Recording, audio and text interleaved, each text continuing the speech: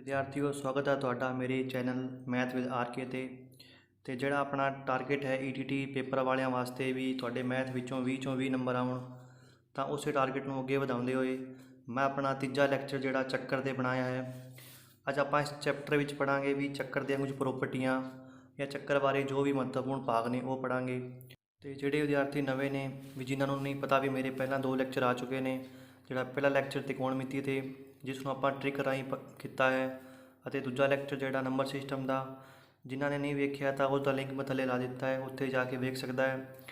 ਅਤੇ ਜਿਹੜੇ ਵਿਦਿਆਰਥੀ ਨਵੇਂ ਨੇ ਜਾਂ ਜਿਨ੍ਹਾਂ ਵੀ ਹਾਲੇ ਤੱਕ ਮੇਰਾ ਚੈਨਲ ਸਬਸਕ੍ਰਾਈਬ ਨਹੀਂ ਕੀਤਾ ਹੈ ਤਾਂ ਉਹ ਮੇਰਾ ਚੈਨਲ ਪਲੀਜ਼ ਸਬਸਕ੍ਰਾਈਬ ਕਰ ਦੇਣ, ਤਾਂ ਜੋ ਕਿ ਈਟੀਟੀ 'ਤੇ ਮੇਰੀ ਜਿੰਨੀ ਵੀ ਵੀਡੀਓ ਪਹਿਲਾਂ ਆਈਆਂ ਨੇ ਜਾਂ ਅੱਗੇ ਹੋਰ ਆਉਣ ਵਾਲੀਆਂ ਨੇ ਉਹ ਤੁਸੀਂ ਆਸਾਨੀ ਨਾਲ ਵੇਖ ਸਕੋ।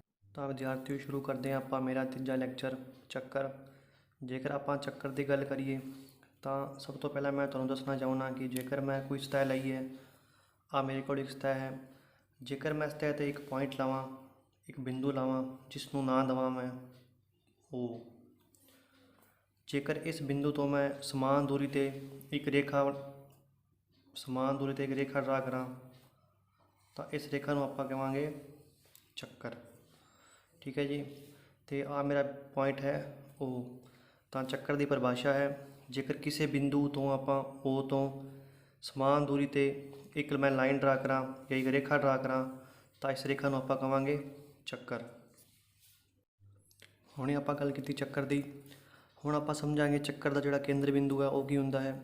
ਆਪਾਂ ਪਹਿਲਾਂ ਇੱਕ ਬਿੰਦੂ ਤੋਂ ਰੱਖ ਕੇ ਇੱਕ ਸਮਾਨ ਦੂਰੀ 'ਤੇ ਇੱਕ ਰੇਖਾ ਡਰਾ ਕੀਤੀ ਜਿਸ ਨੂੰ ਆਪਾਂ ਚੱਕਰ ਕਿਹਾ ਸੀ। ਜਿਸ ਬਿੰਦੂ ਤੋਂ ਆਪਾਂ ਧਿਆਨ ਦੇ ਵਿੱਚ ਰੱਖਦੇ ਹੋਏ ਆਪਾਂ ਇੱਕ ਲਾਈਨ ਡਰਾ ਕੀਤੀ ਸੀ, ਜਾਂ ਮੈਂ ਕਹਿ ਸਕਦਾ ਵੀ ਜੇ ਪੁਆਇੰਟ ਜਿਹੜੇ ਆਪਾਂ ਪ੍ਰਕਾਰ ਨਾਲ ਡਰਾ ਕਰਨੇ ਆ, ਜੇ ਪ੍ਰਕਾਰ ਦਾ ਜਿਹੜਾ ਸੂਈ ਵਾਲਾ ਹਿੱਸਾ ਆਪਾਂ ਇੱਥੇ ਰੱਖ ਕੇ ਜੇ ਆਪਾਂ ਇੱਕ ਲਾਈਨ ਡਰਾ ਕਰੀਏ ਤਾਂ ਉਹ ਜਿਹੜਾ ਸੂਈ ਵਾਲਾ ਹਿੱਸਾ ਉਸ ਨੂੰ ਆਪਾਂ ਕਹਾਂਗੇ ਉਸ ਚੱਕਰ ਦਾ ਇੱਕ ਕੇਂਦਰ ਬਿੰਦੂ। ਤਾਂ ਆਪਣਾ ਜਿਹੜਾ ਉਹ ਹੈ ਉਹੀ ਚੱਕਰ ਦਾ ਕੇਂਦਰ ਬਿੰਦੂ ਹੈ। ਹੁਣ ਆਪਾਂ ਚੱਲਦੇ ਹਾਂ ਇਸ ਚੱਕਰ ਦੇ ਅਰਧ ਵਿਆਸ ਵੱਲ। ਜੇਕਰ ਮੈਂ ਇਸ ਕੇਂਦਰ ਬਿੰਦੂ ਤੋਂ ਇਸ ਚੱਕਰ ਦੇ ਸਤਹ 'ਤੇ ਕੋਈ ਵੀ ਪੁਆਇੰਟ ਲਾਵਾਂ, ਜਿਵੇਂ ਮੈਂ ਲਾਤਾ ਪੁਆਇੰਟ A, ਜੇਕਰ ਮੈਂ ਇਸ ਪੁਆਇੰਟ ਨੂੰ ਮਿਲਾਵਾਂ ਤਾਂ ਇੱਕ ਰੇਖਾ ਬਣਦੀ ਹੈ ਜਿਸ ਨੂੰ ਆਪਾਂ ਉਸ ਚੱਕਰ ਦਾ ਅਰਧ ਵਿਆਸ ਕਹਿੰਦੇ ਹਾਂ। ਇਹ ਆਪਾਂ ਕਿਸੇ ਵੀ ਰੇਖਾ ਦੇ ਵਿੱਚ ਲਾ ਸਕਦੇ ਹਾਂ। ਜੇਕਰ ਮੈਂ ਇਸ ਬਿੰਦੂ ਤੋਂ ਲੈ ਕੇ ਇਸ ਕੇਂਦਰ ਬਿੰਦੂ ਤੋਂ ਲੈ ਕੇ ਇੱਥੇ ਪੁਆਇੰਟ ਮੰਨ ਲਵਾਂ B, ਜੇਕਰ ਮੈਂ ਆਹ ਰੇਖਾ ਡਰਾ ਕਰਾਂ ਤਾਂ ਆਹ ਰੇਖਾ ਵੀ ਉਸ ਜਿਹੜੇ ਚੱਕਰ ਹੈ ਉਸ ਦਾ ਇੱਕ ਅਰਧ ਵਿਆਸ ਹੋਏਗਾ। ਤਾਂ ਵਿਦਿਆਰਥੀਓ ਹੁਣ ਆਪਾਂ ਗੱਲ ਕਰਾਂਗੇ ਚੱਕਰ ਦੇ ਵਿਆਸ ਦੀ। ਜੇਕਰ ਮੈਂ ਮੰਨ ਲਵਾਂ ਵੀ ਆਹ ਮੇਰਾ ਬਿੰਦੂ ਹੈ ਉਹ ਜਿਹੜਾ ਕੇਂਦਰ 'ਤੇ ਬਣਿਆ ਇਸ ਨੂੰ ਆਪਾਂ ਕੇਂਦਰ ਬਿੰਦੂ ਕਹਿੰਦੇ ਹਾਂ। ਜੇਕਰ ਮੈਂ ਚੱਕਰ ਦੀ ਕਿਸੇ ਸਤਹ 'ਤੇ ਇੱਕ ਪੁਆਇੰਟ ਮੰਨ ਲੈਣਾ ਜਾਂ ਇੱਕ ਬਿੰਦੂ ਮੰਨ ਲੈਣਾ A ਅਤੇ ਇੱਕ ਮੰਨ ਲੈਣਾ ਬਿੰਦੂ B, ਜੇਕਰ ਬਿੰਦੂ A ਤੋਂ ਬਿੰਦੂ B ਤੱਕ ਮੈਂ ਇੱਕ ਰੇਖਾ ਡਰਾ ਕਰਾਂ, ਜੇਕਰ ਉਹ ਰੇਖਾ ਕੇਂਦਰ ਬਿੰਦੂ ਦੇ ਵਿਚਕਾਰੋਂ ਲੰਘਦੀ ਹੋਵੇ ਤਾਂ ਇਸ ਰੇਖਾ ਨੂੰ ਆਪਾਂ ਉਸ ਚੱਕਰ ਦਾ ਜਿਹੜਾ ਉਹ ਵਿਆਸ ਕਹਿੰਦੇ ਹਾਂ। ਆਪਾਂ ਇਸ ਰੇਖਾ ਨੂੰ ਉਸ ਚੱਕਰ ਦਾ ਕਹਿੰਦੇ ਹਾਂ ਵਿਆਸ, ਜਿਹਨੂੰ ਆਪਾਂ ਡਾਇਮੀਟਰ ਵੀ ਕਹਿੰਦੇ ਹਾਂ। ਤਾਂ ਦੁਬਾਰਾ ਵੇਖ ਲਓ, ਜੇਕਰ ਆਪਾਂ ਕਿਸੇ 2 ਬਿੰਦੂ ਨੂੰ ਮਿਲਾਉਂਦੇ ਹਾਂ ਇੱਕ ਰੇਖਾ ਨਾਲ ਅਤੇ ਉਹ ਰੇਖਾ ਜੇ ਕੇਂਦਰ ਦੇ ਵਿੱਚੋਂ ਲੰਘਦੀ ਹੈ ਤਾਂ ਆਪਾਂ ਉਸ ਜਿਹੜੀ ਰੇਖਾ ਹੈ ਉਸ ਨੂੰ ਆਪਾਂ ਉਸ ਚੱਕਰ ਦਾ ਵਿਆਸ ਕਹਿੰਦੇ ਹਾਂ। ਉਸ ਤੋਂ ਇਲਾਵਾ ਜੇ ਗੱਲ ਕਰਾਂ ਮੈਂ ਇੱਕ ਚੱਕਰ ਹੈ ਉਸ ਦੇ ਵਿੱਚ ਮੈਂ ਇੱਕ ਤੋਂ ਜ਼ਿਆਦਾ ਵੀ ਜਿਹੜੇ ਵਿਆਸ ਉਹ ਖਿੱਚ ਸਕਦਾ ਹਾਂ, ਪਰ ਕੰਡੀਸ਼ਨ ਇਹ ਹੈ ਵੀ ਉਹ ਕੇਂਦਰ ਦੇ ਵਿੱਚੋਂ ਉਹ ਰੇਖਾ ਜਿਹੜੀ ਕੇਂਦਰ ਦੇ ਵਿੱਚੋਂ ਲੰਘਦੀ ਚਾਹੀਦੀ ਹੈ। ਤਾਂ ਜਿਵੇਂ ਮੈਂ ਇੱਕ ਰੇਖਾ ਇੱਥੇ ਵੀ ਡਰਾ ਕਰ ਸਕਦਾ, ਆ ਵੀ ਉਸ ਚੱਕਰ ਦਾ ਵਿਆਸ ਹੈ।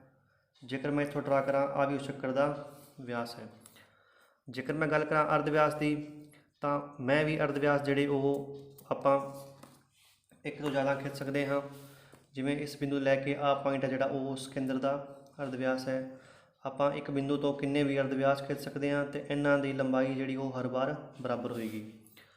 ਠੀਕ ਹੈ ਜੀ। ਤਾਂ ਉਮੀਦ ਕਰਦਾ ਤੁਹਾਨੂੰ ਕੇਂਦਰ ਦਾ ਅਤੇ ਵਿਆਸ ਦਾ ਅਤੇ ਅਰਧ ਵਿਆਸ ਦਾ ਪਤਾ ਲੱਗ ਗਿਆ ਹੋਣਾ। ਅਤੇ ਇੱਕ ਗੱਲ ਤੁਸੀਂ ਹੋਰ ਧਿਆਨ ਦੇਣਾ ਵੀ ਜੇਕਰ ਮੈਂ ਇੱਕ ਵਿਆਸ ਖਿੱਚਣਾ ਹਾਂ ਇਸ ਪੁਆਇੰਟ ਤੋਂ ਇਸ ਪੁਆਇੰਟ ਲੈ ਕੇ ਤਾਂ ਇਸ ਦੇ ਵਿੱਚ ਆਪਣੇ 2 ਜਿਹੜੇ ਅਰਧ ਵਿਆਸ ਸ਼ਾਮਿਲ ਨੇ। ਜਿਵੇਂ ਮੈਂ ਕਹਿਤਾ OA ਅਤੇ OB ਦੋਵੇਂ ਕੀ ਨੇ ਉਸ ਕੇਂਦਰ ਦੇ ਜਾਂ ਉਸ ਜਿਹੜੇ ਚੱਕਰ ਦੇ ਅਰਧ ਵਿਆਸ ਨੇ। ਤਾਂ ਮੈਂ ਕਹਿ ਸਕਦਾ ਹਾਂ ਜਿਹੜਾ ਮੇਰਾ ਵਿਆਸ ਹੈ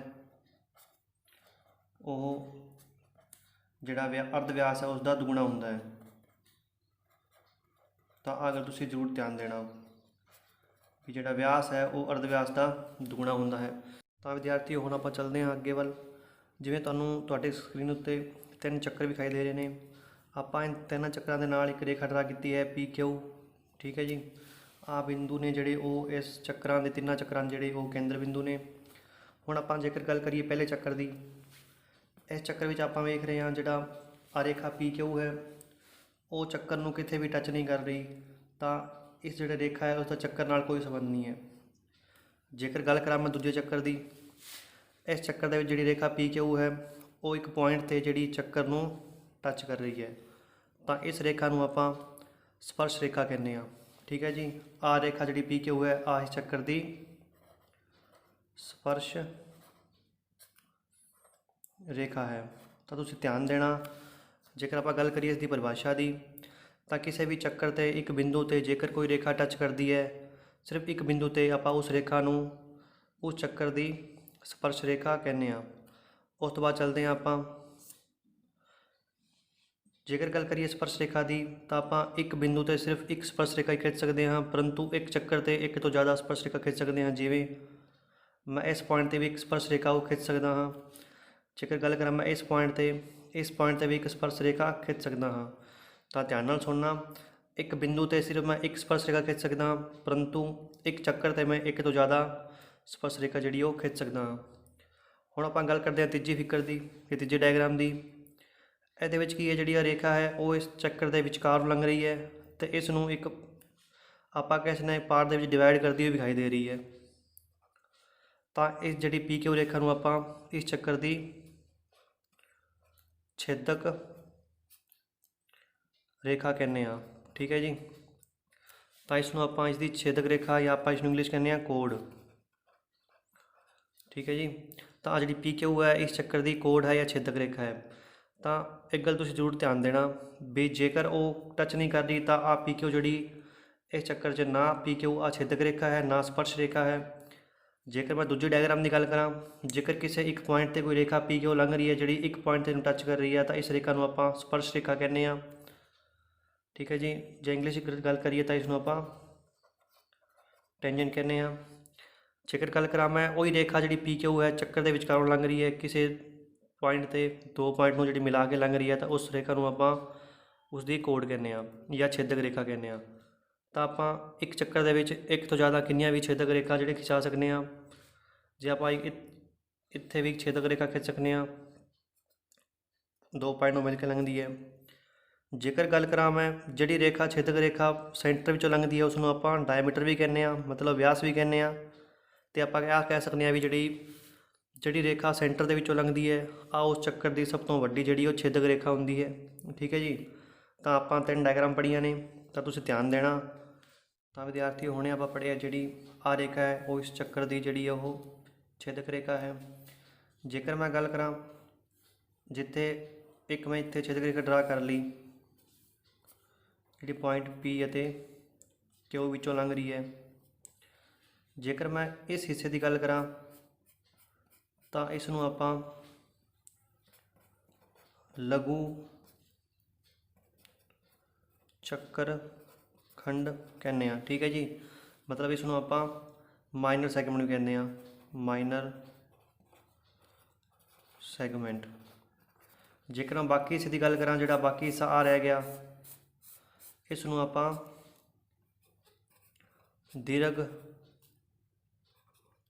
ਚੱਕਰ ਖੰਡ ਕਹਿੰਦੇ ਹਾਂ। ਠੀਕ ਹੈ ਜੀ, ਜਿਵੇਂ ਆਪਾਂ ਮੇਜਰ ਸੈਗਮੈਂਟ। ਇੱਕ ਕਿਸੇ ਵੀ ਜਿਹੜੀ ਦੀਰਘ ਰੇਖਾ ਹੈ ਉਸ ਤੋਂ ਆਪਾਂ ਦੋ ਪਾਰਟਾਂ ਡਿਵਾਈਡ ਕਰ ਲਿਆ, ਇੱਕ ਆ ਹਿੱਸਾ ਜਿਸ ਨੂੰ ਆਪਾਂ ਲਘੂ ਚੱਕਰ ਖੰਡ ਜਾਂ ਮਾਈਨਰ ਸੈਗਮੈਂਟ, ਅਤੇ ਜਿਹੜਾ ਬਾਕੀ ਹਿੱਸਾ ਰਹਿ ਗਿਆ ਉਸ ਨੂੰ ਆਪਾਂ ਦੀਰਘ ਚੱਕਰ ਖੰਡ ਕਹਿੰਦੇ ਹਾਂ। ਤਾਂ ਵਿਦਿਆਰਥੀਓ ਹੁਣ ਤੱਕ ਆਪਾਂ ਚੱਕਰ ਦੇ ਬੇਸਿਕ ਕਨਸੈਪਟ ਪੜ੍ਹੇ ਨੇ ਵੀ ਅਰਧ ਵਿਆਸ ਕੀ ਹੈ, ਵਿਆਸ ਕੀ ਹੈ, ਟੈਂਜੈਂਟ ਕੀ ਹੈ ਜਾਂ ਕੋਡ ਕੀ ਹੈ। ਹੁਣ ਆਪਾਂ ਗੱਲ ਕਰਾਂਗੇ ਇਸ ਦੀਆਂ ਪ੍ਰੋਪਰਟੀਆਂ ਵੱਲ ਜਿਹੜੀ ਪੇਪਰ ਦੇ ਵਿੱਚ ਆਉਂਦੀਆਂ ਨੇ। ਜਿਵੇਂ ਮੈਂ ਤੁਹਾਡੇ ਸਾਹਮਣੇ ਚੱਕਰ ਦਾ ਇੱਕ ਡਰਾ ਕੀਤਾ ਹੈ, ਆਹ ਜਿਹੜਾ ਪੁਆਇੰਟ ਹੈ ਉਹ ਇੱਕ ਇਸ ਦਾ ਕੇਂਦਰ ਪੁਆਇੰਟ ਹੈ। ਜਿਹੜੀ ਏ ਬੀ ਹੈ ਆ ਉਸ ਚੱਕਰ ਦੀ ਸਪਰਸ਼ ਰੇਖਾ ਹੈ। ਜੇਕਰ ਮੈਂ ਗੱਲ ਕਰਾਂ, ਜੇਕਰ ਕੇਂਦਰ ਬਿੰਦੂ ਤੋਂ ਸਪਰਸ਼ ਰੇਖਾ ਤੇ ਇੱਕ ਟਚਿੰਗ ਪੁਆਇੰਟ 'ਤੇ ਇੱਕ ਰੇਖਾ ਡਰਾ ਕੀਤੀ ਜਾਵੇ ਤਾਂ ਉਹ ਰੇਖਾ ਹਮੇਸ਼ਾ ਏ ਬੀ ਉੱਤੇ ਪਰਪੈਂਡੀਕੂਲਰ ਹੋਏਗੀ, ਮਤਲਬ ਲੰਬ ਡਰਾ ਕਰੇਗੀ। ਤਾਂ ਆਪਾਂ ਕਹਿ ਸਕਦੇ ਹਾਂ ਜਿਹੜਾ ਓ ਪੀ ਹੈ ਉਹ ਪਰਪੈਂਡੀਕੂਲਰ ਹੋਏਗਾ ਏ ਬੀ ਦੇ। ਤਾਂ ਆਹ ਕੋਣ ਅਤੇ ਆਹ ਕੋਣ ਦੋਵੇਂ ਕੀ ਹੋਣਗੇ, 90-90 ਡਿਗਰੀ ਦੇ ਹੋਣਗੇ। ਜੇਕਰ ਮੈਂ ਕਿਸੇ ਹੋਰ ਪ੍ਰੋਪਰਟੀ ਦੀ ਗੱਲ ਕਰਾਂ ਤਾਂ ਵਿਦਿਆਰਥੀਓ ਜਿਹੜਾ ਬਿੰਦੂ ਹੈ ਉਹ ਇਸ ਚੱਕਰ ਦਾ ਕੇਂਦਰ ਪੁਆਇੰਟ ਹੈ। ਜੇਕਰ ਮੈਂ ਕਹਾਂ ਵੀ ਦੋ ਜਿਹੜੀ ਸਪਰਸ਼ ਰੇਖਾ ਖਿੱਚੀਆਂ ਜਾਣ ਜਿਹੜੀਆਂ ਇਸ ਚੱਕਰ ਦੇ ਬਾਹਰੀ ਕਿਸੇ ਬਿੰਦੂ 'ਤੇ ਮਿਲਣ, ਤਾਂ ਜਿਵੇਂ ਇੱਕ ਸਪਰਸ਼ ਰੇਖਾ ਆ ਹੈ, ਜੇਕਰ ਦੂਜੇ ਪਾਸੇ ਮੈਂ ਇੱਕ ਹੋਰ ਸਪਰਸ਼ ਰੇਖਾ ਡਰਾ ਕਰਾਂ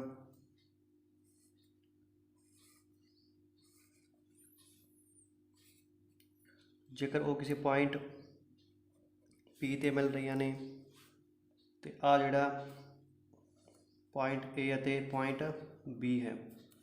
ਆਪਾਂ ਹੁਣੇ ਆ ਗੱਲ ਪ੍ਰੂਵ ਕੀਤੀ ਹੈ ਕਿ ਜੇਕਰ ਆਪਾਂ ਕੇਂਦਰ ਬਿੰਦੂ ਤੋਂ ਇਸ ਸਪਰਸ਼ ਰੇਖਾ 'ਤੇ ਇੱਕ ਰੇਖਾ ਡਰਾ ਕਰਾਂ ਤਾਂ ਇਸ ਉੱਤੇ ਹਮੇਸ਼ਾ 90 ਡਿਗਰੀ ਦਾ ਕੋਣ ਬਣਾਏਗੀ ਜਾਂ ਪਰਪੈਂਡੀਕੂਲਰ ਹੋਣਗੀਆਂ, ਤਾਂ ਆਹ ਰੇਖਾ ਵੀ ਜਿਹੜੀ ਉਹ ਪਰਪੈਂਡੀਕੂਲਰ ਹੋਏਗੀ। ਤੇ ਆਹ ਜਿਹੜਾ ਆਪਣਾ ਪੁਆਇੰਟ ਹੈ ਉਹ। ਤਾਂ ਆਪਾਂ ਹੁਣ ਵੇਖਦੇ ਹਾਂ, ਜੇਕਰ ਮੈਂ ਇੱਕ ਹੋਰ ਰੇਖਾ ਡਰਾ ਕਰਾਂ ਜਿਹੜੀ ਇਹਨਾਂ ਦੋਵਾਂ ਨੂੰ ਮਿਲਾ ਰਹੀ ਹੈ,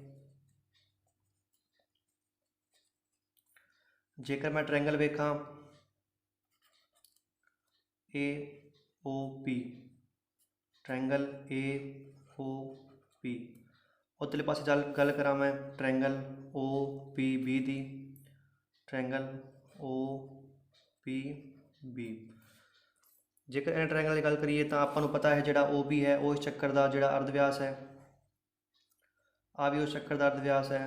ਤਾਂ ਆਹ ਦੋ ਜਿਹੜੀਆਂ ਸਾਈਡਾਂ ਨੇ ਉਹ ਬਰਾਬਰ ਹੋਣਗੀਆਂ। ਜੇਕਰ ਮੈਂ ਗੱਲ ਕਰਾਂ ਇਸ ਭੁਜਾ ਦੀ ਜਾਂ ਇਸ ਸਾਈਡ ਦੀ, ਆਹ ਸਾਈਡ ਜਿਹੜੀ ਦੋਵਾਂ ਦੀ ਟ੍ਰਾਇੰਗਲਾਂ ਦੀ ਸਾਂਝੀ ਹੈ, ਦੋਵਾਂ ਤ੍ਰਿਭੁਜ ਦੀ ਸਾਂਝੀ ਹੈ, ਤਾਂ ਬਾਈ RHS ਰੂਲ ਕਹਿ ਸਕਦੇ ਹਾਂ ਵੀ ਦੋਵਾਂ ਟ੍ਰਾਇੰਗਲਾਂ ਦੇ ਵਿੱਚ ਜਿਹੜੀ ਭੁਜਾ ਜਾਂ ਜਿਹੜੀ ਸਾਈਡ AP ਹੈ ਉਹ ਇਕੁਅਲ ਹੋਏਗੀ BP ਦੇ। ਤਾਂ ਇਹ ਜਿਹੜਾ ਬਹੁਤ ਹੀ ਮਹੱਤਵਪੂਰਨ ਰਿਜ਼ਲਟ ਆ ਗਿਆ, ਜਿਹੜੀ ਲੰਬਾਈ AP ਹੈ ਉਹ ਇਕੁਅਲ ਹੋਏਗੀ ਲੰਬਾਈ BP ਦੇ। ਤਾਂ ਇਹ ਗੱਲ ਤੁਸੀਂ ਜ਼ਰੂਰ ਨੋਟ ਕਰਨਾ। ਤਾਂ ਇਹ ਗੱਲ ਤੁਸੀਂ ਹੋਰ ਧਿਆਨ ਦੇਣਾ, ਜਿਹੜੇ ਕੋਣ ਬਣਦੇ ਨੇ ਐਂਗਲ OAOP ਤੇ ਐਂਗਲ POB ਉਹ ਹਮੇਸ਼ਾ ਬਰਾਬਰ ਹੋਣਗੇ। ਤਾਂ ਐਂਗਲ ਜਿਹੜੇ ਨੇ ਐਂਗਲ AOP ਮਤਲਬ ਆ ਐਂਗਲ, ਤੇ ਐਂਗਲ POB, ਐਂਗਲ POB ਆ ਐਂਗਲ ਹਮੇਸ਼ਾ ਬਰਾਬਰ ਹੋਣਗੇ। ਜਾਂ ਆਪਾਂ ਆ ਕਹਿ ਸਕਦੇ ਹਾਂ ਵੀ ਆਹ ਰੇਖਾ ਜਿਹੜੀ ਇਸ ਪੂਰੇ ਐਂਗਲ AOB ਨੂੰ ਦੋ ਬਰਾਬਰ ਭਾਗਾਂ ਦੇ ਵਿੱਚ ਵੰਡੇਗੀ। ਉਧਰਲੇ ਪਾਸੇ ਗੱਲ ਕਰੀਏ ਆਪਾਂ, ਫਿਰ ਆਹ ਐਂਗਲ ਵੀ ਜਿਹੜੇ ਦੋਨੋਂ ਬਰਾਬਰ ਹੋਣਗੇ।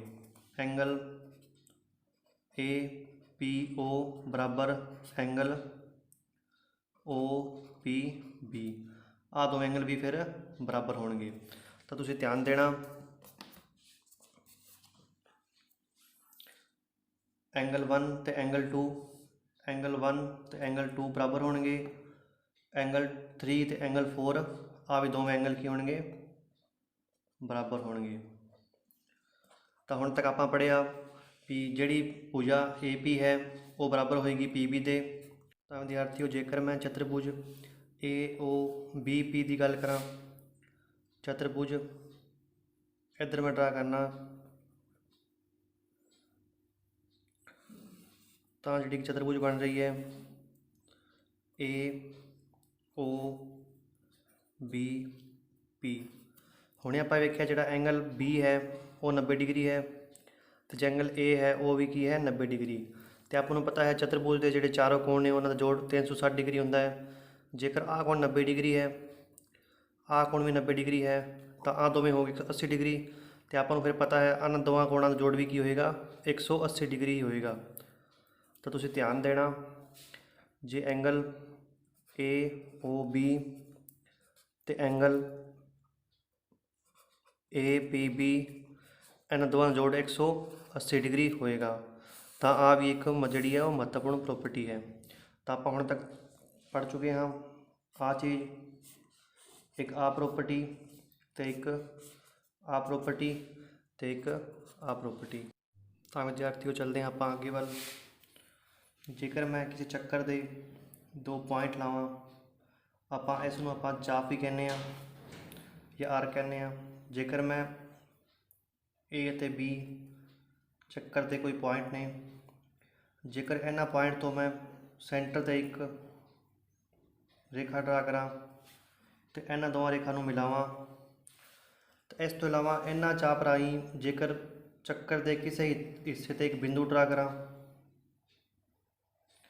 ਤਾਂ ਇਸ ਤੋਂ ਤੁਸੀਂ ਧਿਆਨ ਦੇਣਾ, ਇੱਕੋ ਚਾਪ ਰਾਹੀਂ ਕੇਂਦਰ 'ਤੇ ਬਣਾ ਕੋਣ ਅਤੇ ਕਿਸੇ ਹੋਰ ਹਿੱਸੇ 'ਤੇ ਬਣੇ ਕੋਣ ਹਮੇਸ਼ਾ ਡਬਲ ਹੁੰਦੇ ਨੇ। ਜਿਵੇਂ ਦੁਬਾਰਾ ਵੇਖੋ, ਕਿਸੇ ਚਾਪ ਰਾਹੀਂ ਕੇਂਦਰ 'ਤੇ ਬਣਿਆ ਕੋਣ ਇਸ ਦੇ ਬਾਕੀ ਹਿੱਸੇ 'ਤੇ ਬਣੇ ਕੋਣ ਤੋਂ ਦੁੱਗਣਾ ਹੁੰਦਾ ਹੈ। ਤਾਂ ਆਪਾਂ ਵੇਖਦੇ ਹਾਂ, ਆ O ਹੈ, ਆ ਕੀ ਹੈ C। ਤਾਂ ਆਪਾਂ ਕਹਿ ਸਕਦੇ ਹਾਂ ਵੀ ਜਿਹੜਾ ਐਂਗਲ AOB ਹੈ ਉਹ ਐਂਗਲ ਜਿਹੜਾ ACB ਦਾ ਦੁੱਗਣਾ ਹੋਏਗਾ। ਠੀਕ ਹੈ ਜੀ। ਜੇਕਰ ਆ ਐਂਗਲ 60 ਡਿਗਰੀ ਹੈ ਤਾਂ ਐਂਗਲ ਜਿਹੜਾ 120 ਡਿਗਰੀ ਹੋਏਗਾ। ਤਾਂ ਇਸ ਤਰ੍ਹਾਂ ਆਪਾਂ ਕਿਸੇ ਵੀ ਹਿੱਸੇ 'ਤੇ ਜਿਹੜਾ ਉਹ ਡਰਾ ਕਰ ਸਕਦੇ ਹਾਂ। ਚੱਲਦੇ ਇੱਕ ਹੋਰ ਐਗਜ਼ਾਮਪਲ ਵੱਲ।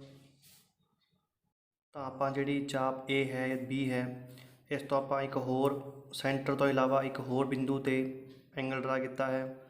ਤਾਂ ਹੁਣੇ ਆਪਾਂ ਪੜ੍ਹਿਆ ਹੈ ਜਿਹੜਾ ਆ ਐਂਗਲ ਹੈ ਐਂਗਲ AOB ਉਹ ਐਂਗਲ ACB ਦਾ ਦੁੱਗਣਾ ਹੋਏਗਾ। ਜੇਕਰ ਆ ਐਂਗਲ x ਡਿਗਰੀ ਹੈ ਤਾਂ ਆ ਐਂਗਲ ਜਿਹੜਾ ਉਹ 2x ਹੋਏਗਾ।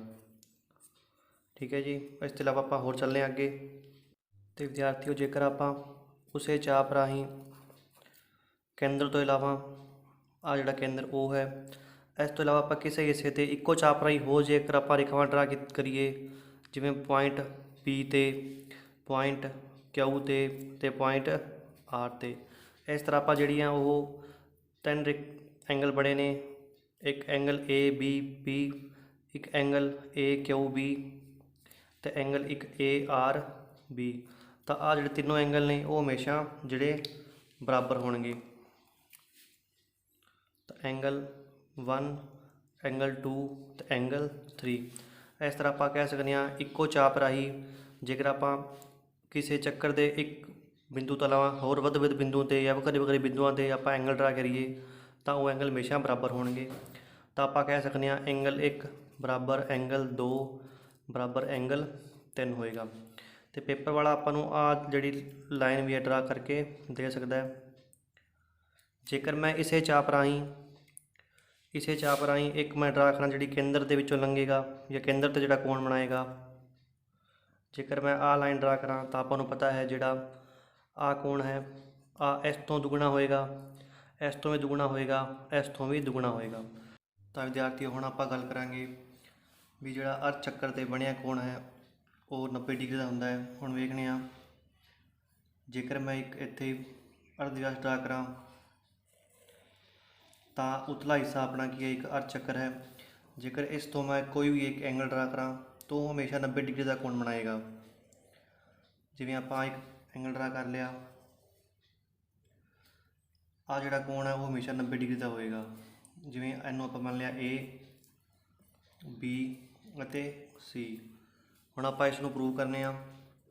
ਜੇਕਰ ਮੈਂ ਗੱਲ ਕਰਾਂ, ਜੇਕਰ ਵੇਖੀਏ ਤਾਂ ਜਿਹੜੀ ਚਾਪ A ਅਤੇ B ਹੈ, ਇਸੇ ਚਾਪ ਰਾਹੀਂ ਜਿਹੜਾ ਆ ਕੇਂਦਰ 'ਤੇ ਕੋਣ ਬਣਿਆ ਅਤੇ ਇਸੇ ਚਾਪ ਰਾਹੀਂ ਜਿਹੜਾ ਚੱਕਰ ਦੇ ਇੱਕ ਹੋਰ ਪੁਆਇੰਟ 'ਤੇ ਕੋਣ ਬਣਿਆ। ਤਾਂ ਆਪਾਂ ਹੁਣੇ ਪੜ੍ਹਿਆ ਸੀ ਵੀ ਜਿਹੜਾ ਕੇਂਦਰ 'ਤੇ ਬਣਿਆ ਕੋਣ ਜਿਹੜਾ ਹੋਰ ਹਿੱਸੇ 'ਤੇ ਬਣੇ ਕੋਣ ਦੁੱਗਣਾ ਹੁੰਦਾ ਹੈ।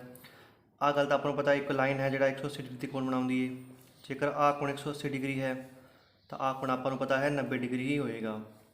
ਇਸ ਤਰ੍ਹਾਂ ਤੁਸੀਂ ਯਾਦ ਰੱਖਣਾ ਵੀ ਅਰਧ ਚੱਕਰ 'ਤੇ ਬਣਿਆ ਕੋਣ ਹਮੇਸ਼ਾ 90 ਡਿਗਰੀ ਦਾ ਕੋਣ ਬਣਦਾ ਹੈ। ਤਾਂ ਵਿਦਿਆਰਥੀਓ, ਹੁਣ ਆਪਾਂ ਚੱਲਦੇ ਹਾਂ ਇੱਕ ਹੋਰ ਡਾਇਗਰਾਮ ਵੱਲ। ਪਹਿਲਾਂ ਜਿੰਨੇ ਵੀ ਆਪਾਂ ਜਿਹੜੇ ਕੋਣ ਬਣਾਏ ਸੀ ਉਹ ਆਪਾਂ ਜਿਹੜੀ ਲਘੂਖੰਡ ਨੂੰ ਲੈ ਕੇ ਬਣਾਏ ਸੀ। ਜਿਵੇਂ ਆਪਾਂ ਸਪੋਜ਼ ਇੱਥੇ ਰੇਖਾ ਖਿੱਚ ਕੇ ਬਣਾਏ ਸੀ। ਹੁਣ ਆਪਾਂ ਜਿਹੜੀ ਹੈ ਉਹ ਦ੍ਰਿਕ ਚੱਕਰ ਖੰਡ ਦੇ ਰਾਹੀਂ ਕੋਣ ਬਣਾਵਾਂਗੇ। ਤਾਂ ਸਪੋਜ਼ ਕਰ ਲਓ ਆਹ ਮੇਰੀ ਚਾਪ ਹੈ, ਜਾਂ ਸੋਰੀ ਚਾਪ A ਅਤੇ B ਹੈ। ਇਸ ਰਾਹੀਂ ਜੇਕਰ ਮੈਂ ਇੱਕ ਕੋਣ ਬਣਾਵਾਂ ਕੇਂਦਰ 'ਤੇ ਅਤੇ ਦੂਜਾ ਕੋਣ ਬਣਾਵਾਂ ਮੈਂ ਸਰਕਲ ਦੇ ਇੱਕ ਕਿਸੇ ਵੀ ਹਿੱਸੇ 'ਤੇ। ਠੀਕ ਹੈ ਜੀ। ਹੁਣ ਆਪਾਂ ਜਿਹੜੀ ਚਾਪ A ਅਤੇ B ਨਾਲ ਕੋਣ ਬਣਾਇਆ, ਆਹ ਕੋਣ ਸੈਂਟਰ 'ਤੇ ਕੋਣ ਹੈ, ਆਹ ਜਿਹੜੇ ਚੱਕਰ ਦੇ ਇੱਕ ਕਿਸੇ ਹੋਰ ਪੁਆਇੰਟ 'ਤੇ ਬਣਿਆ ਕੋਣ ਹੈ, ਜਿਸ ਨੂੰ ਪੁਆਇੰਟ ਮੰਨ ਲਈਏ C, ਅਤੇ ਆਹ ਹੈ ਪੁਆਇੰਟ O। ਤਾਂ ਤੁਸੀਂ ਅੱਜ ਧਿਆਨ ਰੱਖਣਾ ਵੀ ਭਾਵੇਂ ਉਹ ਇੱਥੇ ਲਘੂਖੰਡ 'ਤੇ ਬਣੇ ਜਾਂ ਬਣੇ ਦ੍ਰਿਕ ਖੰਡ 'ਤੇ, ਜਾਂ ਮਤਲਬ ਵੀ ਜਾਂ ਬਣੇ ਉਹ ਮਾਈਨਰ ਸੈਗਮੈਂਟ 'ਤੇ ਜਾਂ ਬਣੇ ਮੇਜਰ ਸੈਗਮੈਂਟ 'ਤੇ, ਪਰ ਪ੍ਰੋਪਰਟੀ ਉਹ ਲੱਗਣੀ ਹੈ ਵੀ ਇੱਕੋ ਆਰਕ ਰਾਹੀਂ ਜਾਂ ਇੱਕੋ ਚਾਪ ਰਾਹੀਂ ਕੇਂਦਰ 'ਤੇ ਬਣਿਆ ਕੋਣ ਚੱਕਰ ਦੇ ਕਿਸੇ ਹੋਰ ਹਿੱਸੇ 'ਤੇ ਬਣੇ ਕੋਣ ਤੋਂ ਦੁੱਗਣਾ ਹੁੰਦਾ ਹੈ। ਜੇਕਰ ਆ ਕੋਣ ਆਪਣਾ 65 ਡਿਗਰੀ ਹੈ ਤਾਂ ਜਿਹੜਾ ਆਪਣਾ ਆ ਕੋਣ ਹੈ 130 ਡਿਗਰੀ ਹੋਏਗਾ। ਜੇਕਰ ACB 65 ਡਿਗਰੀ ਹੈ ਤਾਂ ਐਂਗਲ AOB ਹੈ ਜਿਹੜਾ 130 ਡਿਗਰੀ ਹੋਏਗਾ। ਤਾਂ ਇਸ ਤਰ੍ਹਾਂ ਆਪਾਂ ਸਿੱਖਿਆ ਵੀ ਜਿਹੜਾ ਅਰਧ ਚੱਕਰ 'ਤੇ ਬਣਿਆ ਕੋਣ ਉਹ 90 ਡਿਗਰੀ ਦਾ ਹੁੰਦਾ ਹੈ ਅਤੇ ਇੱਕੋ ਚਾਪ ਰਾਹੀਂ ਭਾਵੇਂ ਲਘੂ ਖੰਡ ਮਤਲਬ ਮਾਈਨਰ ਸੈਗਮੈਂਟ 'ਤੇ ਬਣੇ ਭਾਵੇਂ ਮੇਜਰ ਸੈਗਮੈਂਟ ਆਰਕ ਨਾਲ ਬਣਾਈਏ ਆਪਾਂ, ਉਹ ਕੋਣ ਹਮੇਸ਼ਾ ਕੇਂਦਰ 'ਤੇ ਬਣਿਆ ਕੋਣ ਕਿਸੇ ਹੋਰ ਹਿੱਸੇ ਦੇ ਬਣੇ ਕੋਣ ਤੋਂ ਦੁੱਗਣਾ ਹੁੰਦਾ ਹੈ। ਤਾਂ ਵਿਦਿਆਰਥੀ ਹੁਣ ਆਪਾਂ ਚੱਲਦੇ ਹਾਂ 4 ਕੁਐਸਚਨਾਂ ਵੱਲ ਜਿਹੜੇ ਮੈਂ ਜਿੰਨੇ ਵੀ ਪ੍ਰੋਪਰਟੀ ਕਰਾਈਆਂ ਨੇ ਉਹਨਾਂ 'ਤੇ ਬੇਸ ਨੇ। ਅਤੇ ਸਭ ਤੋਂ ਪਹਿਲਾਂ ਚੱਲਦੇ ਹਾਂ ਪਹਿਲੇ ਕੁਐਸਚਨ 'ਤੇ। ਆਪਾਂ ਨੂੰ ਪਹਿਲੇ ਕੁਐਸਚਨ 'ਚ ਗਿਵਨ ਹੈ ਵੀ ਜਿਹੜਾ ਐਂਗਲ CBA ਹੈ ਉਹ 40 ਡਿਗਰੀ ਹੈ ਅਤੇ ਆਪਾਂ ਨੂੰ ਜਿਹੜਾ ਐਂਗਲ CAB ਪੁੱਛਿਆ ਹੈ, ਐਂਗਲ CAB। ਤਾਂ ਜਿਵੇਂ ਤੁਹਾਨੂੰ ਪਤਾ ਹੈ, ਜੇਕਰ ਮੈਂ ਤੁਹਾਨੂੰ ਦੱਸਿਆ ਸੀ ਵੀ ਅਰਧ ਚੱਕਰ 'ਤੇ ਜੇਕਰ ਆਪਾਂ ਕੋਈ ਚਾਪ ਡਰਾ ਕਰਨੇ ਆ ਤਾਂ ਉਸ ਦੁਆਰਾ ਜਿਹੜਾ ਬਣਿਆ ਕੋਣ ਹੈ ਕੇਂਦਰ ਤੋਂ ਇਲਾਵਾ ਜਿਹੜਾ ਚੱਕਰ ਹੈ ਉਸ ਦੇ ਕਿਸੇ ਇੱਕ ਬਿੰਦੂ 'ਤੇ, ਤਾਂ ਉਹ ਕੋਣ ਹਮੇਸ਼ਾ 90 ਡਿਗਰੀ ਹੁੰਦਾ ਹੈ। ਤਾਂ ਆਪਾਂ ਨੂੰ ਪਤਾ ਹੈ ਆਹ ਕੋਣ ਕਿੰਨਾ ਆ ਗਿਆ 90 ਡਿਗਰੀ। ਜੇਕਰ ਆਹ ਕੋਣ 90 ਡਿਗਰੀ ਹੈ ਅਤੇ ਆਹ ਕੋਣ 40 ਡਿਗਰੀ ਹੈ ਅਤੇ ਆਪਾਂ ਨੂੰ ਪਤਾ ਹੈ ਕਿਸੇ ਵੀ ਜਿਹੜੀ ਤ੍ਰਿਭੁਜ ਹੈ ਉਸਦੇ ਤਿੰਨਾਂ ਕੋਣਾਂ ਜੋੜ ਕਿੰਨਾ ਹੁੰਦਾ ਹੈ 180 ਡਿਗਰੀ। ਤਾਂ ਜੇਕਰ ਆਹ ਕੋਣ 90 ਡਿਗਰੀ ਹੈ ਅਤੇ ਆਪਾਂ ਨੂੰ ਪਤਾ ਹੈ 90 ਪਲੱਸ ਆਹ ਕੋਣ 40 ਡਿਗਰੀ ਹੈ ਅਤੇ ਆਪਾਂ ਨੂੰ ਜਿਹੜਾ x ਚਾਹੀਦਾ ਹੈ ਤਾਂ ਇਹਨਾਂ ਤਿੰਨਾਂ ਜੋੜ ਕਿੰਨਾ ਹੁੰਦਾ ਹੈ 180 ਡਿਗਰੀ। ਅਤੇ 90 ਅਤੇ 40 130 ਪਲੱਸ x ਬਰਾਬਰ 180 ਡਿਗਰੀ। ਤਾਂ x ਦੀ ਵੈਲਿਊ ਕਿੰਨੀ ਆ ਗਈ 50 ਡਿਗਰੀ। ਤਾਂ ਜਿਹੜਾ ਐਂਗਲ x ਹੈ ਉਹ ਆ ਗਿਆ ਆਪਣਾ 50 ਡਿਗਰੀ। ਠੀਕ ਹੈ ਜੀ, ਤਾਂ ਬਿਲਕੁਲ ਵੀ ਆਸਾਨ ਕੁਐਸਚਨ ਹੈ। ਹੁਣ ਆਪਾਂ ਚੱਲਦੇ ਹਾਂ ਕੁਐਸਚਨ ਨੰਬਰ 2 ਵੱਲ। ਤਾਂ ਇਸ ਵਿੱਚ ਕੀ ਹੈ, ਜਿਹੜੀ ਦੋ ਸਪਰਸ਼ ਰੇਖਾਵਾਂ ਜਿਹੜੀ ਚੱਕਰ ਦੇ ਬਾਹਰ ਕਿਸੇ ਬਿੰਦੂ C 'ਤੇ ਮਿਲਦੀਆਂ ਨੇ ਅਤੇ ਆਪਾਂ ਨੂੰ ਜਿਹੜਾ ਐਂਗਲ ACB ਕਿੰਨਾ ਗਿਵਨ ਹੈ 70 ਡਿਗਰੀ। ਅਤੇ ਆਪਾਂ ਨੂੰ ਪੁੱਛਿਆ ਐਂਗਲ AOC ਆਪਾਂ ਨੂੰ ਸਿਰਫ ਆ ਐਂਗਲ ਪੁੱਛਿਆ। ਤਾਂ ਸਭ ਤੋਂ ਪਹਿਲਾਂ ਆਪਾਂ ਵੇਖਾਂਗੇ, ਜਿਵੇਂ ਤੁਹਾਨੂੰ ਦੱਸਿਆ ਸੀ ਪ੍ਰੋਪਰਟੀ, ਆ ਕੋਣ ਤਾਂ 90 ਡਿਗਰੀ ਹੋਣਗੇ ਕਿਉਂਕਿ ਕੇਂਦਰ ਦੁਆਰਾ ਸਪਰਸ਼ ਰੇਖਾ 'ਤੇ ਜਿਹੜੀ ਰੇਖਾ ਖਿੱਚਦੇ ਆ ਉਸ ਦੁਆਰਾ ਜਿਹੜੇ ਬਣੇ ਕੋਣ 90 ਡਿਗਰੀ ਹੁੰਦੇ ਨੇ। ਉਸ ਤੋਂ ਇਲਾਵਾ ਤੁਹਾਨੂੰ ਇੱਕ ਪ੍ਰੋਪਰਟੀ ਹੋਰ ਦੱਸੀ ਸੀ, ਜੇਕਰ ਮੈਂ ਗੱਲ ਕਰਾਂ ਜੇਕਰ ਆਹ ਕੋਣ 70 ਡਿਗਰੀ ਹੈ ਤਾਂ ਤੁਹਾਨੂੰ ਦੱਸਿਆ ਸੀ ਵੀ angle AOB plus angle ACB ਇਹਨਾਂ ਦੋਵਾਂ ਜੋੜ ਕਿੰਨਾ ਹੁੰਦਾ ਹੈ 180 ਡਿਗਰੀ। ਕਿਉਂਕਿ ਮੈਂ ਵੇਖਾ ਜੇਕਰ ਚਤੁਰਭੁਜ ਦੀ ਗੱਲ ਕਰੀਏ AOBC, ਇਸ ਚਤੁਰਭੁਜ ਦੀ ਗੱਲ ਕਰਾਂ ਮੈਂ ਤਾਂ ਇਹਨਾਂ ਦੇ ਚਾਰੋਂ ਕੋਣਾਂ ਜੋੜ 360 ਡਿਗਰੀ ਹੁੰਦਾ ਹੈ। ਜੇਕਰ ਆਹ ਕੋਣ 90 ਡਿਗਰੀ ਹੈ, ਆਹ 90 ਤਾਂ 90 180 ਹੋ ਗਿਆ ਅਤੇ ਬਾਕੀ ਇਹਨਾਂ ਦੋਵਾਂ ਦਾ ਜੋੜ ਵੀ 180 ਡਿਗਰੀ ਹੋਏਗਾ। ਜੇਕਰ ਐਂਗਲ ACB 70 ਡਿਗਰੀ ਹੈ ਤਾਂ ਆਹ ਕੋਣ ਕਿੰਨਾ ਹੋਏਗਾ 110 ਡਿਗਰੀ। ਤਾਂ ਆਹ ਕੋਣ ਜਿਹੜਾ ਸਾਰਾ ਹੈ ਉਹ ਕਿੰਨਾ ਆ ਗਿਆ 110 ਡਿਗਰੀ। ਜੇਕਰ ਆਹ ਕੋਣ 110 ਡਿਗਰੀ ਹੈ ਤਾਂ ਮੈਂ ਇੱਕ ਪ੍ਰੋਪਰਟੀ ਹੋਰ ਦੱਸੀ ਸੀ ਵੀ ਜਿਹੜੀ ਆਹ ਲਾਈਨ ਹੈ ਆਹ ਇਸ ਐਂਗਲ ਨੂੰ ਦੋ ਬਰਾਬਰ ਭਾਗਾਂ ਵਿੱਚ ਵੰਡਦੀ ਹੈ। ਜੇਕਰ ਆਹ ਕੋਣ 110 ਡਿਗਰੀ ਹੈ ਤਾਂ ਆਹ ਕੋਣ ਕਿੰਨਾ ਹੋਏਗਾ 55 ਡਿਗਰੀ। ਤਾਂ ਐਂਗਲ AOC ਕਿੰਨਾ ਆ ਗਿਆ 55 ਡਿਗਰੀ। ਹੁਣ ਆਪਾਂ ਚੱਲਦੇ ਹਾਂ ਤੀਜੇ ਕੁਐਸਚਨ 'ਤੇ। ਤੀਜੇ ਕੁਐਸਚਨ ਵਿੱਚ ਆਪਾਂ ਨੂੰ ਗਿਵਨ ਹੈ ਜਿਹੜਾ ਐਂਗਲ ACB ਹੈ ਉਹ ਕਿੰਨਾ ਹੈ 45 ਡਿਗਰੀ ਅਤੇ ਆਪਾਂ ਨੂੰ ਜਿਹੜਾ ਐਂਗਲ AOB ਪੁੱਛਿਆ ਹੈ। ਤਾਂ ਸੇਮ ਪ੍ਰੋਪਰਟੀ ਆਪਾਂ ਵੇਖਾਂਗੇ, ਜੇਕਰ ਕਿਸੇ ਚਾਪ ਰਾਹੀਂ ਕੇਂਦਰ 'ਤੇ ਬਣਿਆ ਕੋਣ ਉਸੇ ਚਾਪ ਰਾਹੀਂ ਚੱਕਰ ਦੇ ਕਿਸੇ ਹੋਰ ਹਿੱਸੇ 'ਤੇ ਬਣਿਆ ਕੋਣ ਦਾ ਦੁੱਗਣਾ ਹੁੰਦਾ ਹੈ, ਤਾਂ ਜੇਕਰ ਆਹ ਕੋਣ 45 ਡਿਗਰੀ ਹੈ ਤਾਂ ਆਹ ਕੋਣ ਕਿੰਨਾ ਹੋਏਗਾ 90 ਡਿਗਰੀ। ਤਾਂ ਇਸ ਤਰ੍ਹਾਂ ਆਪਣਾ ਆਨਸਰ ਆਇਆ ਐਂਗਲ AOB ਬਰਾਬਰ 90 ਡਿਗਰੀ। ਤਾਂ ਹੁਣ ਆਪਾਂ ਚੱਲਦੇ ਹਾਂ ਚੌਥੇ ਕੁਐਸਚਨ ਵੱਲ। ਆਪਾਂ ਨੂੰ ਦਿੱਤਾ ਹੈ ਜਿਹੜਾ ਐਂਗਲ ACB ਹੈ ਉਹ ਕਿੰਨਾ ਹੈ 50 ਡਿਗਰੀ। ਆਪਾਂ ਨੂੰ ਆ ਐਂਗਲ 50 ਡਿਗਰੀ ਗਿਵਨ ਹੈ ਅਤੇ ਆਪਾਂ ਨੂੰ ਚਾਹੀਦਾ ਹੈ ਐਂਗਲ AOB ਆਪਾਂ ਨੂੰ ਆ ਐਂਗਲ ਪੁੱਛਿਆ। ਤਾਂ ਸੇਮ ਪਿਛਲੇ ਕੁਐਸਚਨ ਦੀ ਤਰ੍ਹਾਂ ਇੱਕੋ ਚਾਪ ਰਾਹੀਂ ਕੇਂਦਰ 'ਤੇ ਜਿਹੜਾ ਬਣਿਆ ਕੋਣ ਹੈ ਉਹ ਕਿਸੇ ਹੋਰ ਹਿੱਸੇ ਦੇ ਬਣੇ ਕੋਣ ਤੋਂ ਜਿਹੜਾ ਹਿੱਸਾ ਜਾਂ ਜਿਹੜਾ ਪੁਆਇੰਟ ਕੇਂਦਰ 'ਤੇ ਟੱਚ ਕਰਦਾ ਹੈ ਉਸ ਤੋਂ ਦੁੱਗਣਾ ਹੁੰਦਾ ਹੈ। ਜੇਕਰ ਆਹ ਕੋਣ 50 ਡਿਗਰੀ ਹੈ ਤਾਂ ਆਹ ਕੋਣ ਕਿੰਨਾ ਹੋਏਗਾ 100 ਡਿਗਰੀ। ਤਾਂ ਆਪਣਾ ਆਨਸਰ ਆਇਆ ਐਂਗਲ AOB ਬਰਾਬਰ 100 ਡਿਗਰੀ। ਇੱਕ ਗੱਲ ਤੁਸੀਂ ਜ਼ਰੂਰ ਧਿਆਨ ਦੇਣਾ, ਜੇਕਰ ਪੇਪਰ ਵਾਲਾ ਆ ਲਾਈਨ ਡਰਾ ਵੀ ਕਰ ਦੇਵੇ ਤਾਂ ਤੁਸੀਂ ਬਿਲਕੁਲ ਵੀ ਨਹੀਂ ਘਬਰਾਉਣਾ, ਕਿਉਂਕਿ ਆਪਾਂ ਨੂੰ ਚਾਪ ਰਾਹੀਂ ਬਣੇ ਕੋਣ, ਕੇਂਦਰ ਤੇ ਬਣੇ ਕੋਣ ਤੇ ਦੂਜੇ ਹਿੱਸੇ ਤੇ ਬਣੇ ਕੋਣ ਵੱਲ ਹੀ ਧਿਆਨ ਦੇਣਾ ਹੈ। ਜੇਕਰ ਇਸ ਤੋਂ ਇਲਾਵਾ ਮੈਂ ਇਸੇ ਚਾਪ ਰਾਹੀਂ ਇੱਕ ਕੋਣ ਹੋਰ ਡਰਾ ਕਰਦਾ, ਜੇਕਰ ਮੈਂ ਆਹ ਡਰਾ ਕਰਦਾ ਤਾਂ ਫਿਰ ਵੀ ਤੁਹਾਨੂੰ ਪਤਾ ਹੈ ਜਿਹੜਾ ਆਹ ਕੋਣ ਹੈ ਤੇ ਆਹ ਕੋਣ ਦੋਵੇਂ ਬਰਾਬਰ ਹੋਣੇ ਸੀ, ਕਿਉਂਕਿ ਚਾਪ ਰਾਹੀਂ ਬਣਿਆ ਕੇਂਦਰ ਜਾਂ ਚਾਪ ਰਾਹੀਂ ਬਣਿਆ ਕਿਸੇ ਵੀ ਹਿੱਸੇ ਦੇ ਬਣਿਆ ਕੋਣ ਹਮੇਸ਼ਾ ਬਰਾਬਰ ਹੁੰਦਾ ਹੈ। ਆਹ ਤੁਹਾਨੂੰ ਮੈਂ ਪਹਿਲਾਂ ਵੀ ਦੱਸ ਚੁੱਕਿਆ ਹਾਂ। ਤਾਂ ਜਿਹੜਾ ਆਹ ਕੋਣ ਹੈ, ਆਹ ਕੋਣ ਹੈ ਤੇ ਆਹ ਕੋਣ, ਤਿੰਨੋਂ ਕੋਣ ਬਰਾਬਰ ਹੋਣੇ ਸੀ। ਤਾਂ ਉਮੀਦ ਕਰਦਾ ਵੀ ਅੱਜ ਦੀ ਤੁਹਾਨੂੰ ਵੀਡੀਓ ਬਹੁਤ ਵਧੀਆ ਲੱਗੀ ਹੋਣੀ। ਤਾਂ ਇੱਕ ਤੁਸੀਂ ਵੀਡੀਓ 'ਤੇ ਕਮੈਂਟ ਜ਼ਰੂਰ ਕਰਿਆ ਕਰੋ ਵੀ ਕਿ ਵੀਡੀਓ ਮੇਰੀ ਕਿਵੇਂ ਲੱਗੀ। ਤੁਹਾਡਾ ਇੱਕ ਵਧੀਆ ਕਮੈਂਟ ਮੈਨੂੰ ਅਗਲੀ ਵੀਡੀਓ ਵਿੱਚ ਹੋਰ ਉਤਸ਼ਾਹ ਲੈ ਕੇ ਆਵੇਗਾ ਅਤੇ ਮੈਂ ਅਗਲੀ ਵੀਡੀਓ ਜਿਹੜੀ ਹੋਰ ਉਤਸ਼ਾਹ ਨਾਲ ਲੈ ਕੇ ਆਵਾਂਗਾ। ਅਤੇ ਮੇਰੀ ਵੀਡੀਓ ਦੇਖਣ ਲਈ ਤੁਹਾਡਾ ਧੰਨਵਾਦ।